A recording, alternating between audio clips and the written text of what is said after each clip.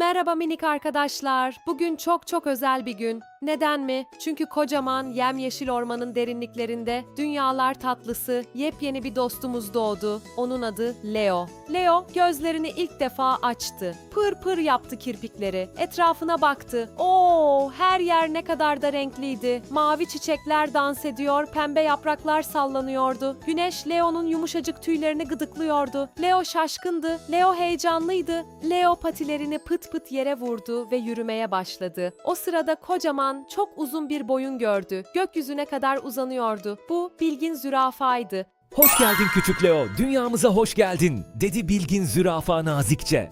Tam o sırada bir renk fırtınası koptu. Turkuaz, sarı ve kırmızı tüyleriyle papağan Pipo daldan dala kondu. Cik cik. Merhaba Leo. Ben de Pipo. Bak burası kırmızı, burası mavi. Renkler ne güzel değil mi? Leo yürümeye devam etti. Karşısına dağ gibi, kocaman, gri bir duvar çıktı. Ama bu bir duvar değildi. Bu dev fil Dumbo'ydu.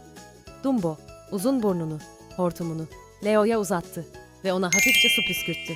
Bom! Merhaba küçük kral. Ormanımızı sevdin mi? Leo, yeni dostlarıyla tanıştığı için çok mutluydu. Orman beklediğinden çok daha eğlenceliydi. Ama Leo'nun uykusu gelmişti bile. Sizce Leo, yarın kiminle tanışacak?